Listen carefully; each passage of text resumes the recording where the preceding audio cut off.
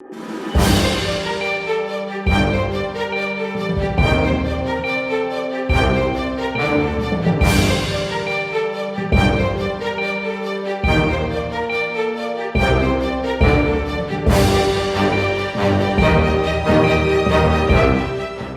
et messieurs, bonsoir et bienvenue dans ce 13h. Tout de suite, le sommet. L'inauguration d'une unité de production de Wangachi a été faite à Ndali par l'ambassadeur des États-Unis. Laurent Gbagbo dénonce la fermeture de son bureau en 2025, estimant que cette décision constitue une injustice pour la Côte d'Ivoire. En sport, retour sur les réactions des entraîneurs après la rencontre entre Damissa FC et Dynamo FC de Parakou, soldée par une victoire de Dynamo FC 2-1 lors de la 3e journée de la Ligue Pro.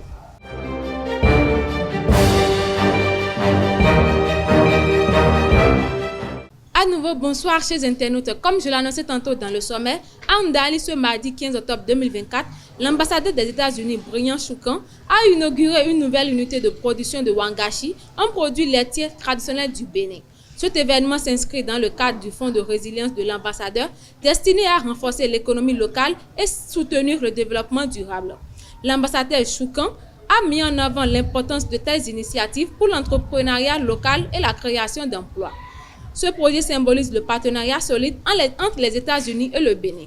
La nation béninoise est en deuil après le décès du général François Kouyami, survenu ce jeudi 17 octobre 2024 en France à l'âge de 82 ans. Les circonstances de sa disparition restent pour l'instant inconnues. Figure incontournable de l'armée béninoise et acteur clé de la période révolutionnaire, le général Kouyami a marqué l'histoire du pays, notamment à travers son rôle dans le gouvernement militaire révolutionnaire de Mathieu Kérékou, où il a été nommé directeur de la Sûreté nationale dès 1972.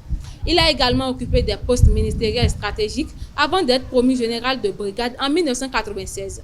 François Kouyami laisse derrière lui un héritage militaire et politique considérable. À présent, direction Parakou, la 3e ville du Bénin, où l'insalubrité est devenue un véritable problème. Les déchets s'amoncellent dans les quartiers et les services de ramassage se font de plus en plus rares. Face à cette situation préoccupante, la population tire la sonnette d'alarme. Quelles sont les solutions envisagées par la municipalité pour y faire face? Nos équipes se sont rendues sur place pour en savoir davantage. Marcel Poti pour le reportage. Parakou, 3e ville à statut particulier, est confrontée à un problème sanitaire très sérieux. En effet, au moindre espace vacant, les broussailles laissent rapidement place à des amas d'ordures. Peu de ménages souscrivent au service des structures de ramassage d'ordures pour une raison évidente. Ces dernières manquent de régularité et se présentent principalement pour encaisser leur paiement. Un constat qui attriste profondément les populations locales. Ils ne sont pas régulés.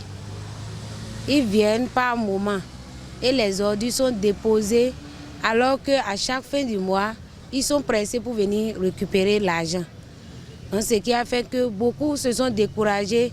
Ils ont dit, on préfère aller les jeter là, on a l'habitude de jeter. L'autre chose encore, ils ont parlé du coût.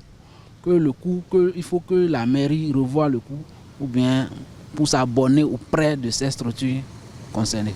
Aux abords du domicile de Faisal, le phénomène est particulièrement alarmant. Chaque fois qu'on se réveille, on trouve des tas. Donc tard dans la nuit, les gens font leur déplacement, ils viennent verser les tas là. Salir une zone, c'est une erreur parce que ça va agir sur nous tous. Une fois ça dégage, on aspire l'odeur et puis ça nous crée des maladies. Les enfants sont là. Les plus âgés peuvent peut-être résister, mais les plus petits, non, je ne pense pas. Face à cette situation préoccupante, la question se pose quant aux mesures que la municipalité de Parakou pourrait prendre pour remédier à cette crise sanitaire. Malheureusement, l'autorité locale n'a pas répondu aux sollicitations de notre équipe de rédaction malgré plusieurs tentatives. Il reste néanmoins leur devoir d'assurer aux habitants un environnement sain et vivable.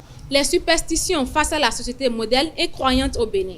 On se demande alors si les Béninois croient toujours aux interdits de grand-mère. Au micro de Abel Ojo et de Elvi Kungwetao, quelques citoyens de la ville de Parakou partagent leur avis. Je vais répondre à cette question à deux volets. Voilà, premièrement, je dis que bon, je crois en ça. Je crois en ça parce que nous sommes en Afrique. Oui, l'Afrique est un peu mystérieuse.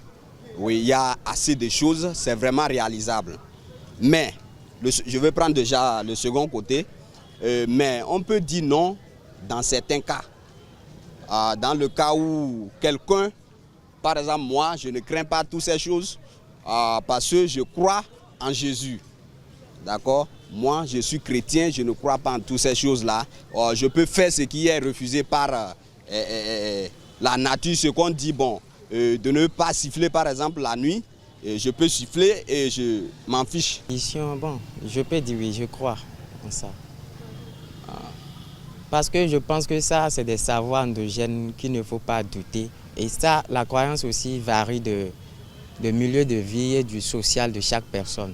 Donc si je vis en Occident, je dois avoir de la croyance en certaines choses. Si je suis africain aussi, je dois avoir de la croyance en certaines choses. Si on dit ça, on ne fait pas, il ne faut pas tenter à le faire. C'est déjà les règles de la nature en fait qui sont déjà fixées pour la bonne gouvernance sociale, je pense. Bon, pour moi, vous savez, auparavant, nos aïeux ont des principes, c'est ce qui leur permet de vivre longtemps sur Terre. Mais aujourd'hui, nous voyons que avec l'évolution de la technologie, c'est-à-dire les modes actuels font que nous ayons ces principes, ce qui fait que nous ne durons pas sur cette terre. Bon, selon moi, là, c'est une bonne chose. C'est-à-dire on doit les préserver, on doit prendre soin, c'est-à-dire les préserver, tout, selon moi, là, c'est une bonne chose, pratiquement une bonne chose. Nuit, c'est pas bon. Pourquoi? Parce que si on puise de l'eau la nuit, il y a des trucs. Bon, nos anciens temps là, les parents disent que puiser de la nuit, les femmes, il n'est pas bon pour les femmes de puiser de la nuit. Vous savez pourquoi? Parce que s'il y a une femme enceinte qui va au niveau du puits et puis de l'eau la nuit, il y a quelque chose, bon, il y a quelque chose qui ne va pas. Mais s'il fait la nuit là, c'est pas bon. Ceux qui leur papa est déjà mort, soit de fin de père ou soit de mère, c'est pas bon de chiffrer la nuit. Ah oui, moi je pense que c'est pas du tout vrai. Parce que ce sont des superstitions, comme je l'avais dit. Sinon, en réalité, ce qui se passe la nuit entre un homme et une femme, c'est eux-mêmes, ils savent. Et non quelqu'un d'autre. Je pense que c'est des choses qui peut-être ont été inventées ou quelque chose du genre. Non, pas vraiment. Bon, parce que, par exemple, quand on demande à ce qu'on ne balaye pas la nuit, je le fais tout le temps. Et j'ai pas encore... Il paraît qu'il y a des conséquences derrière. Mais jusqu'à présent, rien. Bon, ça fait un moment, il a arrêté, mais je crois pas à ça. À l'international, il y a près d'un an, le Congo-Brazzaville subissait des inondations historiques affectant 1,79 million de personnes. Parmi elles, 525 400 ont nécessité une aide humanitaire. À l'approche des nouvelles pluies, la crainte d'une nouvelle catastrophe grandit, particulièrement dans la Likwala, région la plus touchée où les risques sanitaires inquiètent les habitants. Dans une interview exclusive avec Afromédia, Laurent Gbagbo, ancien président de la Côte d'Ivoire, a vivement critiqué la décision de la Cour pénale internationale CPI de fermer son bureau à Abidjan en 2025. Selon lui, cette fermeture avant la publication complète des enquêtes sur les violences post-électorales de 2010 constitue une injustice pour son pays. Il déplore que les véritables responsables des massacres ne sont pas encore identifiés ou jugés. La CPI, de son côté, assure que les enquêtes poursuivront malgré la fermeture du bureau. Sport, pour boucler cette édition, l'AS Takouné de Kandi a créé la surprise en s'imposant face au Buffles du Borgou par 2-1 ce mercredi sur la pelouse du stade municipal de Kandi. Un moment inoubliable non seulement pour l'équipe, mais aussi pour ses fervents supporters. Plongez dans l'ambiance de cette rencontre avec ce reportage signé Mouhidine Lawani et Sylvie Dedéou.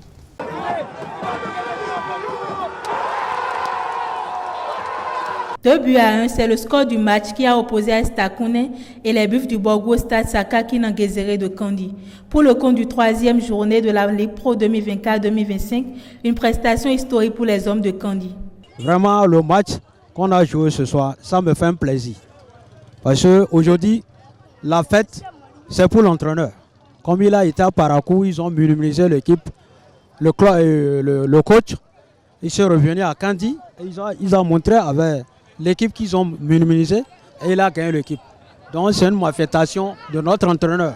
Comme vous le voyez, c'est la joie totale parce qu'on me l'a dit maintenant que c'est une première que les Takounais battent les Buffles. Je suis très content de mes poulains parce qu'ils ont vraiment mouillé le maillot. Ils se sont sacrifiés, ils ont tout donné pour que cette victoire soit à nous. Malgré la victoire, certaines décisions de l'arbitre ont créé polémique dans les tribunes. L'arbitre, vraiment, il est le seul maître du terrain. Sinon, l'arbitre de tous, lui, il a dit le penalty là, c'est un corner. Et balanement encore, ils ont parlé, ils ont dit non, que le défenseur a tapé l'attaquant paraguay. Non, il a estimé pour le penalty. C'est lui qui est arbitre de central, il n'a qu'à toujours prendre son décision, quoi. Parce que j'ai vu que c'est qui manquait un peu, il n'y a pas la communication entre lui et les arbitres de touche. C'est juste ça là-bas. Comme un arbitre de central, c'est lui de dernier mot, il n'a qu'à prendre son décision. Le match a pris fin dans une ambiance festive. Supporters, joueurs et même les membres du staff étaient tous joyeux après le coup de sifflet final de l'arbitre. À l'occasion de la 3e journée de la Ligue Pro, Damissa FC et Dynamo FC de Parakou se sont affrontés à Ndali avec une victoire de Dynamo FC sur le score de 1. Retrouvez les réactions des entraîneurs au micro de Abel Odio.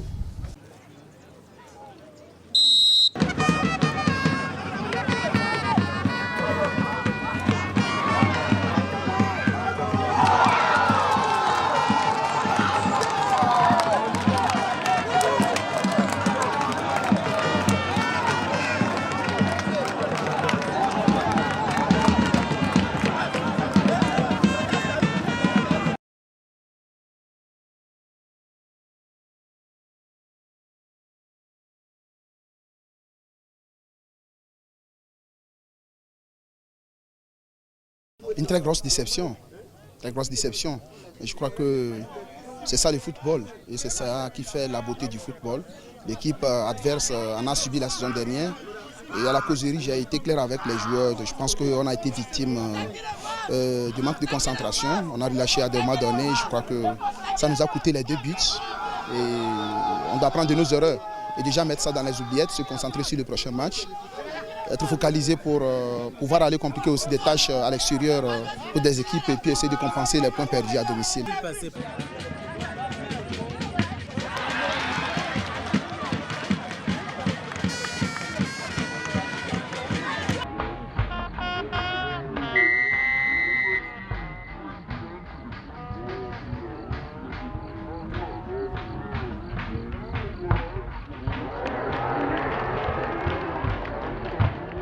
La suite de la compétition, c'est de se concentrer sur l'objectif. Je crois que nous allons remonter le moral et puis essayer de se relancer. Très grande joie, c'est une très grande joie. C'est un match qu'on a préparé, c'est un match qu'on a bien préparé avec mes enfants. On leur a dit voilà ce qu'il faut faire pour qu'on gagne ce match et effectivement ils ont fait ce qu'on a voulu.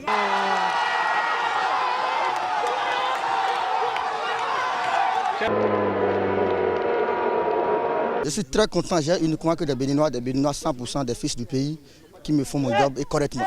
Ça veut dire que nous avons des joueurs béninois qui peuvent faire l'affaire. C'est tout pour ce 13h. Merci de l'avoir suivi. Très bon après-midi à vous et à très bientôt.